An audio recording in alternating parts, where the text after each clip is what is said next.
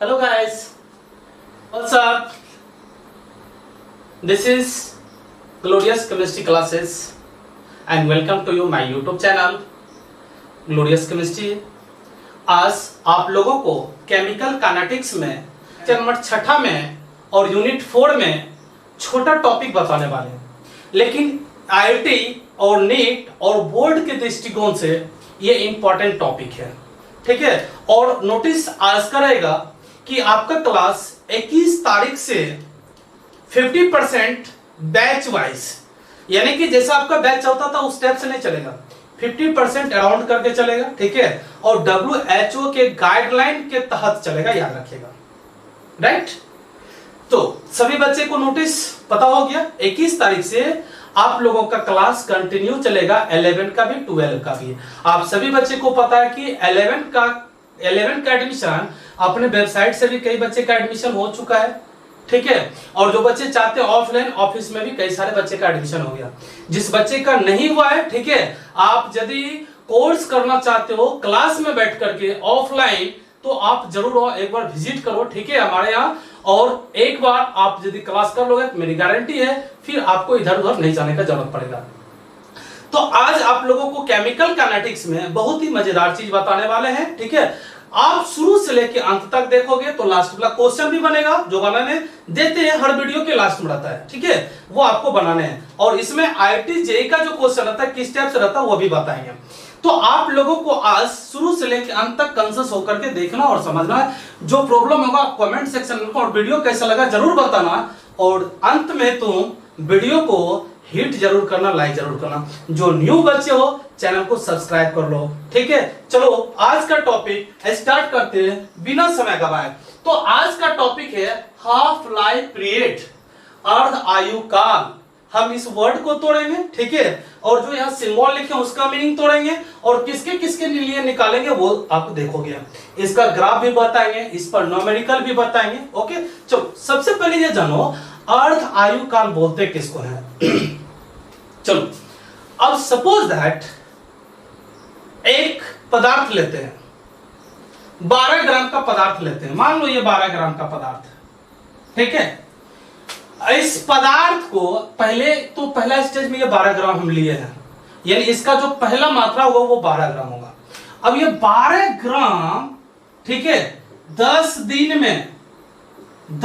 में मान लो आधा समाप्त हो गया, 10 दिन में आधा समाप्त हो गया। तो अब बताओ तुम लोग 12 ग्राम में कितना घटाएंगे तो आधा बचा होगा? 6 ग्राम।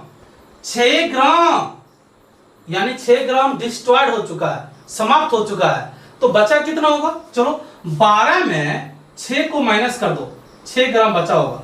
यानी 50% होने में जितना टाइम लगेगा उसी को बोलते हैं अर्ध आयु काल। देखो अर्ध आयु काल कितना सिंपल है ना। किसी भी अभिक्रिया में डिफिनेशन देख लो, किसी भी अभिक्रिया में अभिकारक का आधा होने में जो समय लगता है। एक उदाहरण और देते हैं, मान लो ये हमारा क्या है, 75 ग्राम का कोई अभिकारक है, ठीक है, और ये 20 मिनट में, मान लो ये 20 मिनट में, ठीक है, इसका भाग डिस्ट्रॉयड हो जाता है 37.5 ग्राम। चलो ग्राम में ग्राम ही ले लेते, ग्राम, ठीक है। अब आपको बताना है कि ये 75 ग्राम का आधा हुआ है 37.5 ग्राम, कितने देर में? 20 मिनट में। तो 20 मिनट जो हुआ इसका, यही तो अर्धायु काल है, यही तो इसका हाफ लाइफ पीरियड है। इसी तरह का तो न्यूमेरिकल रहता है, लेकिन कंडीशन क्या होगा कि 0 ऑर्डर के लिए अलग होगा, फर्स्ट के लिए अलग होगा, सेकंड के लिए अलग होगा। लेकिन मैक्सिमम जो मिलेगा ना, मैं आपको हिट कर देता हूं, ये फर्स्ट ऑर्डर ऑफ रिएक्शन का मैक्सिमम रिएक्शन मिलेगा। आपको हम पिछले वीडियो में बता चुके हैं, जो बच्चे नहीं देखो 5वें लेक्चर जाकर के देखो। 0 का बहुत कम मिलेगा, लेकिन 1 का मैक्सिमम 1 का मिलेगा। ठोक बजा के बोल दिए हैं। चलो अब यहां पर देखो इसका डिफिनेशन, इसके बाद इसका ग्राफ फार्मूला कैसे आएगा वो सच ही बता रहे। चलो जो बच्चे नहीं देखो लेक्चर 5 जाकर के लेक्चर 5 देखो, क्लियर हो जाएगा। चलो इसको अब हम लेबरेट करते हैं थोड़ा सा। चलो लेते हैं किसी रासायनिक अभिक्रिया में अभिक्रिया में अभिकारक का आधा मतलब क्या चीज 50% लिख देते हैं। आधा होने में जो समय लगता है तो उसे अर्ध आयु काल कहा जाता है। कितना सिंपल है देखो। और इसको डिनोट किससे करते हैं? टी हाफ से इसको सूचित करते हैं। ठीक है। अलग अलग कोटि के लिए अर्धायु का मान अलग अलग निकलेगा। तो पहले हम चलेंगे 0 के लिए, फिर उसका ग्राफ बनाएंगे, फिर चलेंगे फर्स्ट के लिए, फिर उसका ग्राफ बनाएंगे, फिर दोनों के बेसिस पे आपको न्यूमेरिकल को कुछ प्रैक्टिस कराएंगे। तो देख लो, आपको पिछले वीडियो में लेक्चर 5 में आपको एक दिए थे रिएक्शन, याद है? जिस बच्चे को नहीं याद है फटाफट से जाकर के देख लो लेक्चर 5, वो क्लियर कर लेना। चलो यहां पर एक रिएक्शन देते हैं। एक कोई अभिकारक है और कुछ समय बाद ये उत्पाद बन जाता है। टाइम लगता है, तुरंत नहीं बनेगा, टाइम लगेगा। तो मान लो ये हमारा टाइम स्टार्ट में 0 सेकेंड है, तो ये हमारा क्या है ना कि ये x अमाउंट है, मान लो x अमाउंट है, ये मान लो ये a अमाउंट है, सपोज दैट ये अमाउंट है। लेकिन यदि टाइम 0 है तो उत्पाद कुछ नहीं बना होगा, उत्पाद भी 0 होगा। अब मान लो टाइम कुछ लगा होगा, मान लो टाइम जो है इसका t हाफ हो गया ना, तो इसका मतलब ये कह रहा है ये अभिकारक का आधा उत्पाद में आ गया, a/2 जो उत्पाद में चेंज हो गया। तो यहां बचा क्या होगा? माइनस a/2 बचा होगा। कैलकुलेट करेंगे तो a/2 बचा भी है, यानी कि जितना समय आधा हुआ उसको हम अर्धायु काल बोलेंगे। अब इस रिएक्शन के आधार पर हम चलेंगे तो पीछे समाकलन में आपको बता दे 0 ऑर्डर में k = प्रारंभिक सांद्रता माइनस अंतिम सांद्रता बटे t। ये पीछे क्लास में आपको जो बताए थे और इस पर न्यूमेरिकल भी दिए थे, वो फॉर्मूला लिखे हैं। लेकिन अभी की क्लास में क्या होगा उसको बताना है। तो पिछले क्लास में था आपका क्या चीज? प्रारंभिक सांद्रता माइनस अंतिम सांद्रता बटे क्या था? समय टाइम। अब देखो इसी पर हम क्लियर तुम लोगों को कर देते हैं। अब यहां पर मैं लिखूंगा k बराबर क्या चीज? प्रारंभिक सांद्रता देखो कितना है यहाँ पर?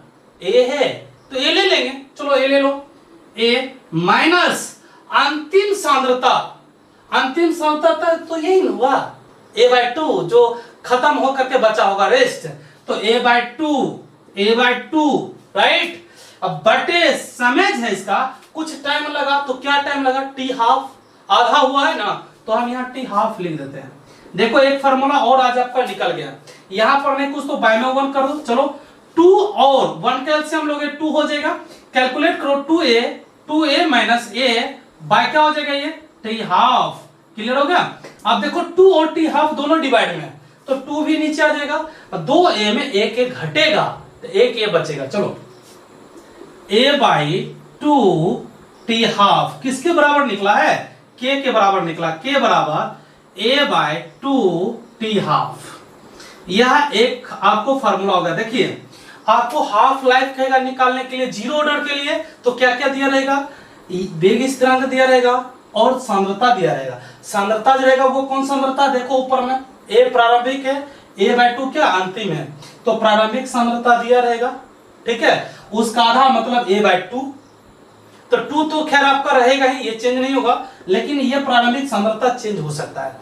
तो आपको प्रारंभिक सांद्रता दिया रहेगा, वेग स्थिरांक दिया रहेगा, तो t हाफ निकल जाएगा, अर्धायु काल निकल जाएगा। या आपको प्रारंभिक सांद्रता और ये t हाफ दिया रहे, अर्धायु काल दिया रहे, तो क्या निकलेगा? वेग स्थिरांक निकलेगा। अब इसी में t हाफ बराबर देखो निकालते हैं। t हाफ बराबर फार्मूला क्या होगा? ये इधर गुना में वेग स्थिरांक, उस साइड जाकर के भागा में हो जाएगा, तो a/2 के a बाय क्या चीज?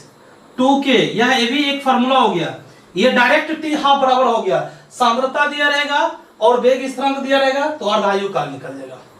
इसमें किंतु परंतु का कोई चांस ही नहीं है। ठीक है, चलो अब यहां पर आपको फिर हम दूसरा देते हैं। अब क्या करते हैं कि इस k को हम इस साइड लेते हैं, तो क्या होता है? k × t half is equal to a प्रारंभिक सांद्रता A/2 यानी ये अंतिम सांद्रता हो गया। तो अंतिम सांद्रता अब देखते हैं इस के को हटाते हैं तो स्थिरांक है ना, स्थिरांक को हटाते तो समानुपाती लगता, आपको पता होना चाहिए। तो चलो इसको हम हटाते हैं, यदि हटाएंगे तो A/2 समानुपाती T½ के कहां गया, तो के बदले हमने समानुपाती ले आया। नहीं, क्लियर हो गया ना। अब देखो कितना इजी मोशन में चले हैं। अब यदि इसका ग्राफ आपको हम बताएंगे तो ग्राफ भी देखिए कितना शानदार है। तो ग्राफ किसके किसके बीच होगा, देखिए ये अर्धायु काल है और ये क्या है, इसका अंतिम सांद्रता है, दो चीज है ना। चलो तो यहां पर क्या करते हैं, हम सांद्रता लेते हैं और सांद्रता के रूप में A/2 है, ठीक है। और यहां पर टाइम लेते हैं समय, तो समय के रूप में क्या है, T½ है, इसको याद रखना। चलो अब यहां पर मैं आपको बताऊं कि ये दोनों समानुपाती है, इसका मतलब अंतिम सांद्रता बढ़ेगा तो अर्धायु काल भी बढ़ेगा, अंतिम सांद्रता घटेगा तो अर्धायु काल भी घटेगा। तो हम मान लेते हैं यह 1 हुआ होगा तो यह भी 1 लगा होगा, दोनों का ग्राफ देखो। यह यदि 2 लगा होगा तो यह भी 2 लगा होगा, दोनों का ग्राफ देख लो। इस तरह से हम यदि ग्राफ सबका पॉइंट मिलाते हैं तो यह एक स्ट्रेट लाइन में जाता है और यही स्ट्रेट लाइन दर्शा रहा है कि सांद्रता A/2 भी बढ़ रहा है और समय T½ जो है ये भी बढ़ रहा है। तो यदि ऐसा होगा ग्राफ तो ये आप लिखोगे क्या चीज, K बराबर A/2 T½ का ये इक्वेशन का ग्राफ होगा, ठीक है। चलो सबको समझ में आ गया, ये कहीं कोई परेशानी होगा तो आप पूछो हमसे, मैं बताऊंगा, ठीक है। इसके बाद आपको फर्स्ट ऑर्डर का हम इसी के आधार पे बताएंगे, इसके बाद दोनों के आधार पे हम आपको न्यूमेरिकल बताएंगे, फिर डिफरेंस बताएंगे, ठीक है। तो आपको आज ये क्लियर समझ में आ गया होगा कि शून्य अभिक्रिया की कोटि की अर्धायु काल जो है वह निर्भर करता है क्या चीज, अंतिम सांद्रता पर और ये वेग स्थिरांक पर, ये दो चीज पर निर्भर करता है, ये दो चीज पर निर्भर करता है, ठीक है। इसका T½ जो है यहां पर देखिए अंतिम सांद्रता और ये वेग स्थिरांक है, ये दोनों चीज पर निर्भर करता है क्या चीज, इसका T½ ठीक है।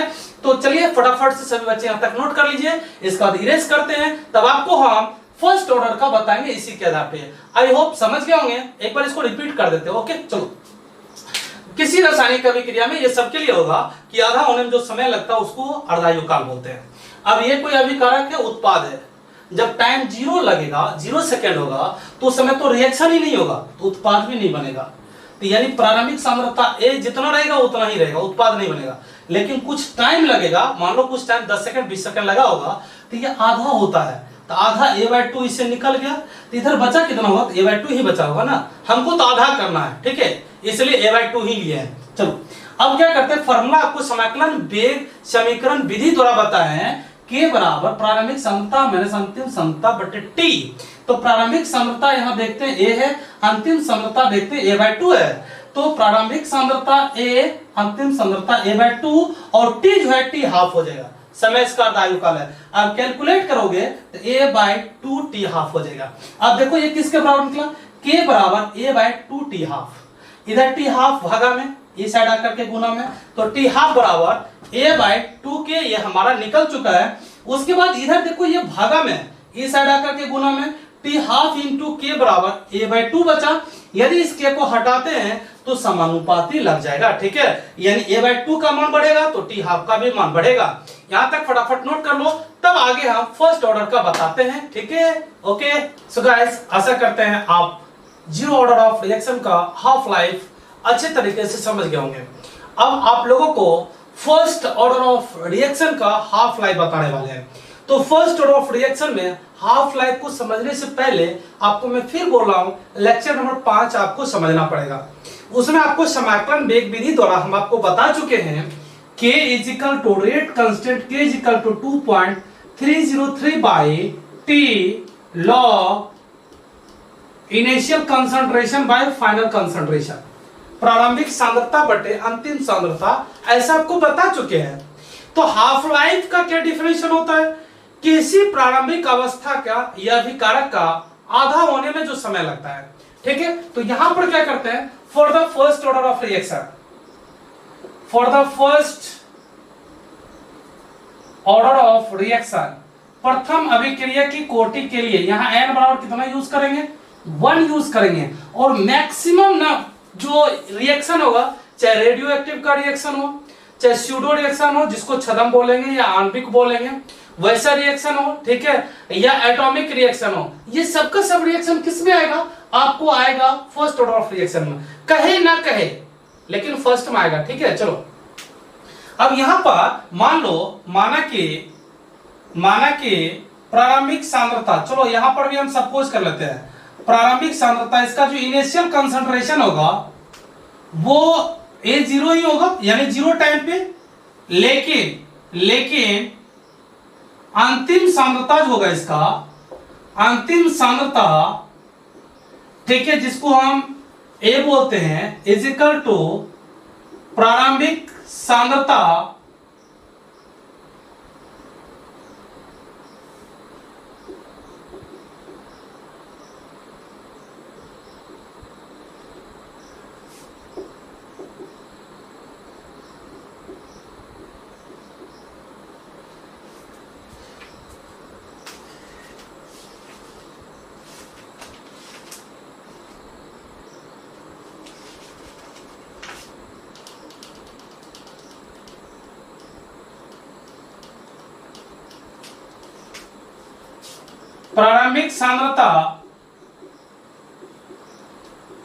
प्रारंभिक सांद्रता का आधा।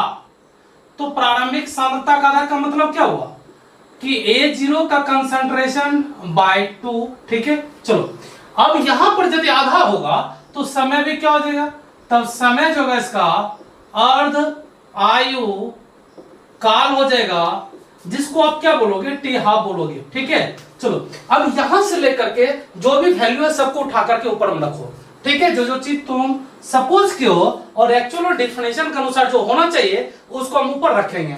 यहां पर देखते हैं हम कि वेग स्थिरांक is equal to 2.303 by T के स्थान पे क्या हो जाएगा, अर्धायु काल टी हाफ, तो यह हो जाएगा 2.303 बाय क्या चीज, टी हाफ, जहां टी था वहां अर्धायु काल, जहां समय वहां अर्धायु काल हो गया, इनटू लॉग प्रारंभिक सांद्रता A0 बाय अंतिम सांद्रता क्या हो जाएगा, A0 बाय 2, यानी आधा होने में जो समय लगा, अब ये दो नीचे है, कहां चला जाएगा, ऊपर। चलो फाइनल इसका क्या होगा, निकालो, 2.303 बाई टी हाफ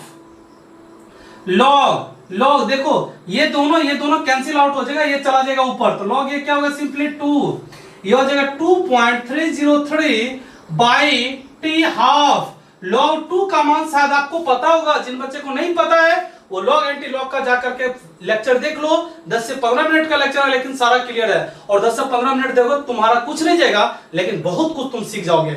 अब देखते हैं इसका वैल्यू होता है 0.301, ठीक है। अब ये मेरा जो निकला है कैलकुलेटिंग, इन दोनों का मल्टीप्लाई करेंगे तो 0.693 बाई टी हाफ, ये हमारा फाइनल निकल गया for the first order of reaction K is equal to 0.693 by T half. अब आप लोगों से मैं क्वेश्चन करता हूं, यदि हमको प्रथम कोटि की अभिक्रिया में अर्धायु काल ये टी हाफ निकालना हो तो केवल और केवल किसका वैल्यू दिया रहेगा, तो कहोगे वेग स्थिरांक का, और दूसरा कुछ है इसमें, कुछ नहीं है। इसलिए आप याद रखेंगे ये वाला वैल्यू या इस पर न्यूमेरिकल मैक्सिमम टाइम में पूछा जाता है। अब तुम लोग बोलो इसमें कंसंट्रेशन का टर्म ही नहीं है, यदि कंसंट्रेशन और टाइम के बीच का ग्राफ लें तो क्या हो सकता, आइडिया लगाओ। तो मैं एक ग्राफ लेता हूं, ठीक है, चलो एक ग्राफ लेते हैं। यहां पर क्या लेते हैं, कंसंट्रेशन सांद्रता, और यहां पर लेते हैं टाइम लेंगे हाफ लाइफ, टी हाफ लेंगे, ठीक है। अब मान लो ये हमारा 0 पे, कंसंट्रेशन 0 पे, और मान लेते कुछ समय लगता है टी हाफ, यहां पे मान लो कुछ समय लगता है स्टार्टिंग में। अब देखो कंसंट्रेशन बढ़ता जा रहा, कंसंट्रेशन बढ़ेगा, कंसंट्रेशन इसमें टर्म है ही नहीं और नहीं है, तो इसमें याद रखेंगे टी हाफ का मान में कोई परिवर्तन नहीं होगा। तो एक बात तो स्पष्ट हो गया कि प्रथम कोटि की अभिक्रिया में, नोट करते हैं, फर्स्ट ऑर्डर ऑफ रिएक्शन में, ठीक है, हाफ लाइफ जो है वो सांद्रता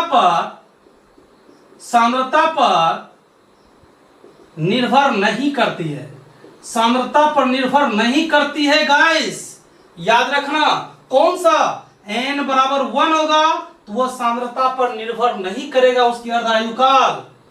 क्लियर हो गया। जबकि इससे पहले आप देखे थे जीरो ऑर्डर में अर्धायु काल का मान सांद्रता पर निर्भर किया था, तो उसका ग्राफ स्ट्रेट फॉरवर्ड निकला था। इसका ग्राफ देखिए सांद्रता के पैरेलल में जा रहा है। यदि ऐसा होगा तो आपको यहां पर लिखना k बराबर 0.693 बाई क्या चीज टी हाफ का ग्राफ होगा। ठीक है, दोनों में क्लियर आपको स्पष्ट अंतर नजर आ गया होगा, जीरो में क्या होगा और फर्स्ट में क्या होगा। अब एक बार यहां पर और बता दूं, आपको यदि nth ऑर्डर के लिए निकालना, दूसरा तीसरा के लिए निकालना है तो उसके लिए भी वैकल्पिक व्यवस्था है मेरे पास।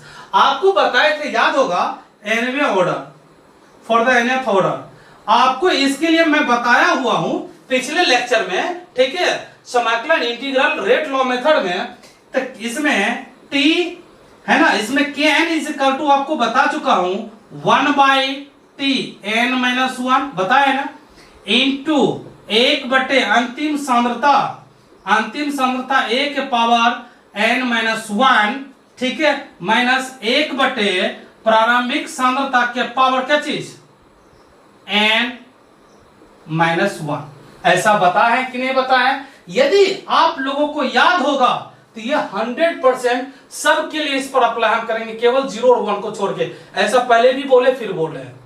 अब देखो करना क्या है, इसमें सिंपली सेकेंड ऑर्डर के लिए निकालना है। मान लो यहां n बराबर 2 कर देते हैं, ठीक है। सेकेंड ऑर्डर के लिए निकालना तो क्या निकल सकता है, तो हो जाएगा ये k बराबर 1 बाई क्या चीज t 2 - 1, ऐसा निकाल चुके हैं पिछले लेक्चर में।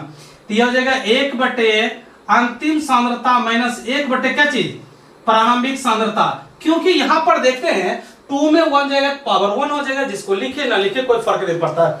यहां पर भी 2 में 1 जाएगा तो 1 हो जाएगा, पावर 1 लिखे ना लिखे कोई फर्क नहीं पड़ता है। लेकिन हाँ, फर्क तब पड़ेगा जब इसका हम क्या निकालेंगे, हाफ लाइफ पीरियड।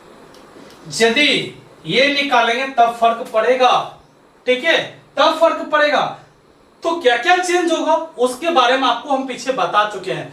क्या क्या चेंज होगा, चेंज ये होगा, अंतिम सांद्रता जो है प्रारंभिक सांद्रता का आधा हो जाएगा, प्रारंभिक सांद्रता का आधा हो जाएगा। इसको आधा होने में जो टाइम लगेगा उस टाइम को हम हाफ लाइफ बोलेंगे, उस टाइम को हम क्या बोलेंगे, हाफ लाइफ बोलेंगे, ठीक है। बाद में की प्रारंभिक सांद्रता तो वो तो रहेगा ही प्रारंभिक सांद्रता। अब इस सारे वैल्यू को लेकर के हम यहां पर चलते हैं, इस सारे वैल्यू को लेकर के हम यहां पर चलेंगे तो k बराबर क्या हो सकता है, चलो देखो करो। तो ये हो जाएगा t 2 - 1 तो t ही रहेगा। चलो 1/t है तो इसको t हाफ में चेंज कर देंगे इनटू, अब ये हो जाएगा क्या चीज 1/, अंतिम सांद्रता। तो अंतिम सांद्रता देखिए इसका A0/2, ये हो जाएगा 1/, A0/2 माइनस 1/, A0। क्लियर हो गया। देखो कुछ नहीं है इसमें, केवल कैलकुलेटिंग पावर है। चलो बराबर करते हैं, बराबर 1 क्या चीज t हाफ इनटू, अब यहां देखो ये 2 नीचे कहां चला जाएगा, ऊपर चला जाएगा, सिंपली ऊपर जाएगा, ठीक है। और A0 का क्या हो जाएगा, ये ऊपर जाएगा, हो जाएगा 2 माइनस 1/A0। कैलकुलेट करने के बाद ये आपका आएगा। यदि आप इसको कैलकुलेट करते हो तो k बराबर क्या निकलेगा, जरा सा यहां पर देखो, मैं फाइनल लिख देता हूं। k इज इक्वल टू, मेरे पास निकला हुआ k is equal to 1/t half, 1/t half नहीं निकला है ना, इंटू 1 कंसंट्रेशन A0। यदि सेकेंड ऑर्डर में हमको हाफ लाइफ निकालना हो, t हाफ निकालना हो, तो k इंटू a का मान होना जरूरी है। यदि सेकेंड ऑर्डर में k का मान निकालना हो तो t हाफ और a कंसंट्रेशन का होना जरूरी है, ठीक है। आई होप कि इसको अच्छे से तुम समझ गए हो, और जो बच्चे समझ गए हो फटाफट से नोट कर लो, ठीक है। जैसे आपको समझ में आ गया होगा, पीडीएफ भेजेंगे उसको 100% नोट कर लेना। चलो इसको एक बार रिपीट कर देते कहां पर हमने क्या किया, ठीक है।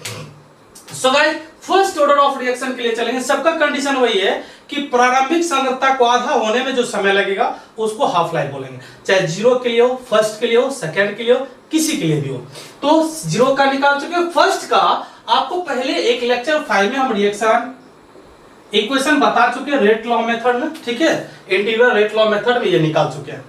इसलिए मैं बार बार बोलता हूं पिछला हर लेक्चर आगे से रिलेटेड रहता, देखा करो उसको। अब देखो यहां पर प्रारंभिक सांद्रता A0 है जिसमें टाइम 0 रहेगा, लेकिन अंतिम सांद्रता क्या होगा, A होगा, यानी कुछ ना कुछ होगा। तो अंतिम सांद्रता जो होगा प्रारंभिक सांद्रता का आधा होगा, जिसको A0/2 लिख सकते हैं। तो इसको आधा होने में जो समय लगेगा उसको हम टी हाफ बोलते हैं। अब जहां टी होगा वहां टी हाफ कर देंगे, जहां अंतिम सांद्रता होगा प्रारंभिक सांद्रता का आधा कर देंगे, और जहां प्रारंभिक सांद्रता होगा वहां इसको लिख देंगे। अब देखो फर्स्ट ऑर्डर में आपको बताए थे k बराबर 2.303/t, तो t के स्थान पे टी हाफ आ गया। लॉग, अब यहां था प्रारंभिक सांद्रता है ना, यहां पे देखो प्रारंभिक सांद्रता, और यहां पर क्या अंतिम सांद्रता, तो अंतिम सांद्रता के स्थान पर हम क्या लेंगे A0/2, तो यहां पर हमने A0/2 कर दिया। ये 2 नीचे ऊपर जाएगा लेकिन ये दोनों कैंसिल आउट हो जाएगा, तो मेरे पास बचा क्या चीज 2.303/t half, 2.303/t half into ये 2 नीचे ऊपर आ गया, log 2 हो गया। log 2 का मान कितना होगा 0.301, ये दोनों को मल्टीप्लाई करें 0.693/t हाफ, ये किसके लिए निकला k के लिए, यानी अब वेग स्थिरांक और हम देखते हैं टी हाफ में ये रिलेशन निकला। अब मैं बात करूं यदि टी हाफ निकालना फर्स्ट ऑर्डर में, तो हमको वेग स्थिरांक का मान दिया रहेगा, टी हाफ आसानी से निकाल लेगा। मैं इसको बताता हूं किस तरह से आपको निकालना, ठीक है, एकदम इजी है, कुछ नहीं है। इसका ग्राफ यदि लेके चलेंगे तो इसके ग्राफ में कंसंट्रेशन टर्म है नहीं, कितना भी तुम ग्राफ बढ़ा लो घटा लो, कितना भी सांद्रता तुम बढ़ा लो घटा लो, ओके, याद रखिएगा इसके टी हाफ में कोई चेंजिंग नहीं होगा गाइस। तो हम देखते हैं, तो यहां पर सांद्रता को हम कितना भी घटाएंगे बढ़ाएंगे, सांद्रता टर्म ही नहीं है, तो इस पर कोई फर्क नहीं पड़ने वाला है। तो किस पर नहीं पड़ेगा, टी हाफ पे। अब देखो यहां टी हाफ लेते हैं या कंसंट्रेशन लेते हैं, कंसंट्रेशन बढ़ा रहे हैं, टी हाफ पे कोई फर्क नहीं पड़ रहा है, क्योंकि इसमें सांद्रता है ही नहीं इस इक्वेशन में, इस इक्वेशन में सांद्रता है ही नहीं, तो क्या फर्क पड़ेगा, कोई नहीं फर्क पड़ेगा। चलो अब देखो यहां से तो एक नोट मेरा निकल गया कि टी हाफ का मान, अर्धायु काल का मान फर्स्ट ऑर्डर के लिए सांद्रता पर निर्भर नहीं करता है, लेकिन जीरो में करता है, ठीक है। चलो अब यहां पर देखते हैं एन में ऑर्डर के लिए द्वितीय के लिए क्या होगा, तो हम यहाँ एक फार्मूला लिखे थे, ठीक है, पिछले वीडियो में जाके देखे वहां भी मिल जाएगा। यहाँ के बराबर देखिए सेकंड ऑर्डर के लिए एन के स्थान पे 2 कर देना, ठीक है, जहां टी होगा वहां टी हाफ कर दीजिए, जहां अंतिम सांद्रता होगा वहां A0/2 कर दीजिए, कैलकुलेशन करके निकाल लीजिए। तो गाइस आज का ये क्लास का समझ में आ गया होगा, ठीक है। आगे अभी आपको न्यूमेरिकल देने वाले, छोड़ने वाले नहीं, यहां तक फटाक से नोट करो, ये स्क्रीनशॉट ले लो, जो होशियार बच्चे हो स्क्रीनशॉट ही लोगे, ठीक है, ये नोट भी करोगे, बहुत स्मार्ट हो। चलो नोट कर लो इसको। सो गाइस अब आपको देखिए न्यूमेरिकल किस तरह से पूछा जाता है वो मैं बता रहा हूं। लिखा रहेगा प्रथम कोटि अभिक्रिया की अर्ध आयु काल की गणना करें यदि वेग स्थिरांक, मैं पहले बोल दिया वेग स्थिरांक दिया रहेगा, फर्स्ट ऑर्डर का रहेगा तो वेग स्थिरांक दिया रहेगा 100% दिया रहेगा, वेग स्थिरांक 200 पर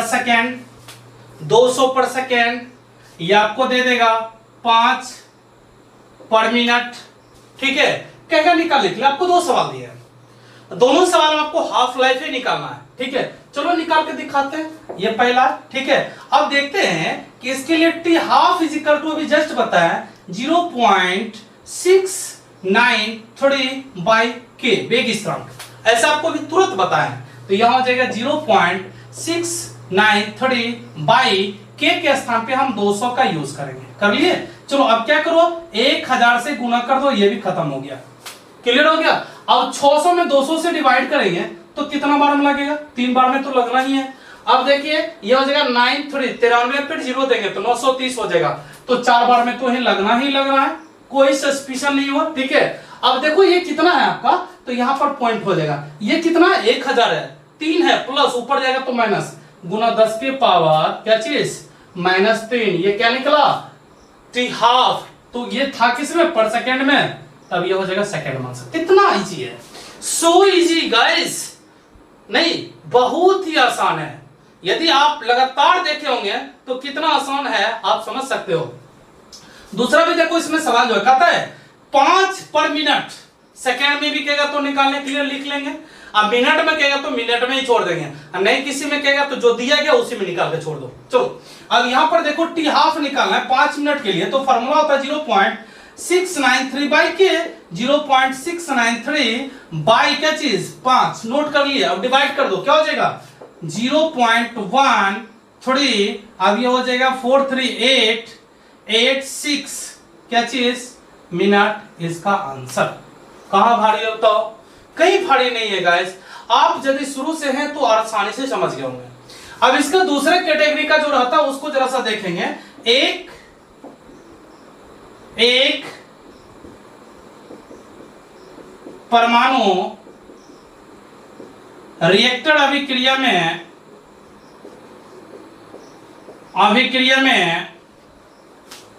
80% क्षय होने में लगे समय की गणना करें, यदि इसका अर्ध आयु काल 100 सेकेंड हो तो। देखो इसमें कुछ नहीं है, आपको भी तुरंत दो रिएक्शन बताएं, किसके किसके लिए। फर्स्ट तो आप देखो, फर्स्ट ऑर्डर में आप पढ़े हो T half is equal to 0.693 by k, पढ़े हो ना। फिर अभी तुरंत एक इसी पे बताए थे के इज इक्वल टू क्या चीज 2.303 बाय क्या चीज टी लॉग प्रारंभिक सांद्रता बटे क्या चीज अंतिम सांद्रता भी जस्ट बताया। तो हमको सबसे पहले यहां पर कहता अर्ध आयु काल का मान दिया गया है, तो अर्ध आयु काल का मान दिया गया है तो इसके लिए हम वेग स्थिरांक निकाल लेंगे, ठीक है। अब वेग स्थिरांक का मान उठा करके हम यहां पटक देंगे, नहीं जैसे वेग स्थिरांक का मान यहां से उठा करके यहां पटकेंगे तो बचा मेरे पास क्या चीज केवल टी है ना, जबकि इसका प्रारंभिक सांद्रता परसेंट है तो 100 हो जाएगा, 6 का मतलब होता 80% नष्ट हो गया तो 20% बचा होगा ना, तो अंतिम सांद्रता 20%। तो भारी है नहीं है, बना करके दिखा सकते हो तुम, लेकिन एक प्रैक्टिस कराते हैं उसके बाद तुमको हम दूसरा बनाने देंगे। चलो देखो यहां पर क्या हो जाएगा। अकॉर्डिंग टू क्वेश्चन चलते हैं, हमको कहता 80% क्षय होने में, यानी 80% समाप्त हो गया, तो इसको हम मान लेते हैं, माना कि इसका जो प्रारंभिक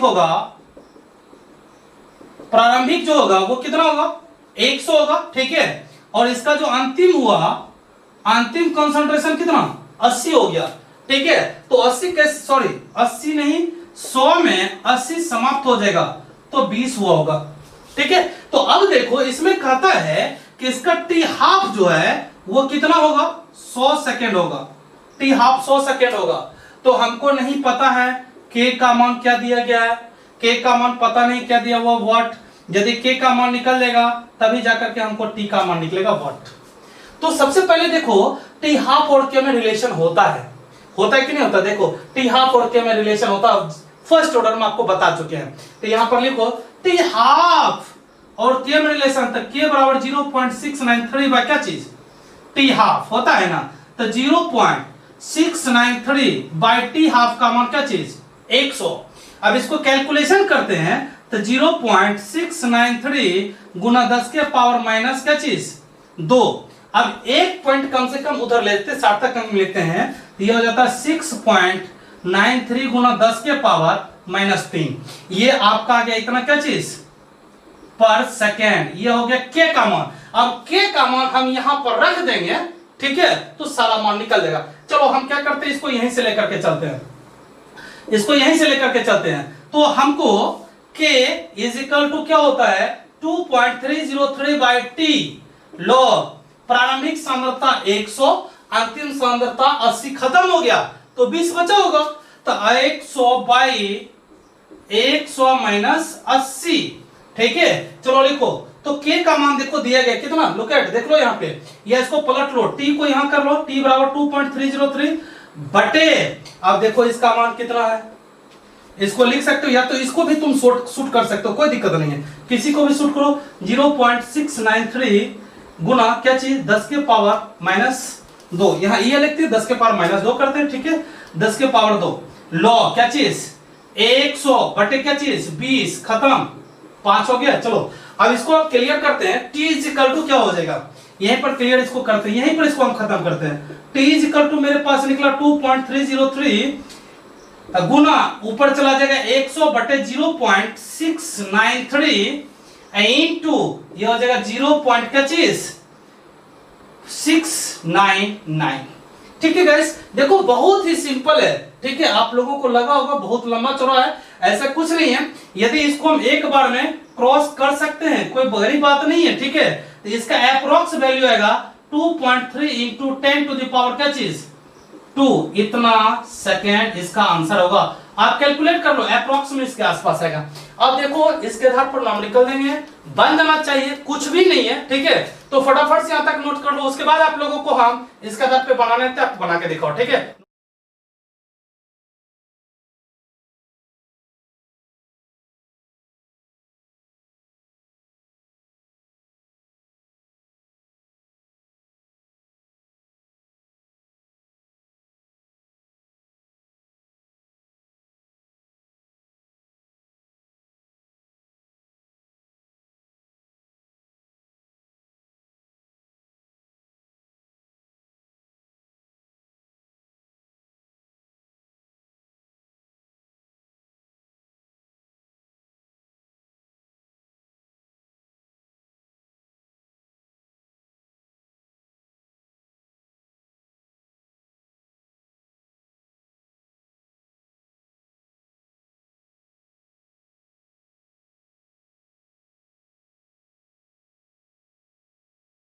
सभी बच्चे बना रहे हैं, मैं जान रहा हूं। ठीक है, और जो बच्चे देख रहे हो ना, कम से कम वीडियो को लाइक जरूर करो। ठीक है, और कमेंट में जरूर लिखो कि आज का वीडियो आपको कैसा लगा। ठीक है, और हम आपको नए वीडियो लेकर के मिलते हैं। अगला जो वीडियो होगा वो केवल और केवल लेक्चर 4, 5, 6 का फॉर्मूला पर न्यूमेरिकल होगा। ओम जय जगदीश यारे, जल्दी जल्दी उसको क्या करो, याद कर लो। ठीक है, चलो मिलते हैं अगले लेक्चर में। तब तक आप घर पर रहें, स्वस्थ रहें और पढ़ते रहें, और जो पीडीएफ भेजा उसको भी नोट करते रहें। मिलते हैं अगले वीडियो में, तब तक के लिए बाय बाय।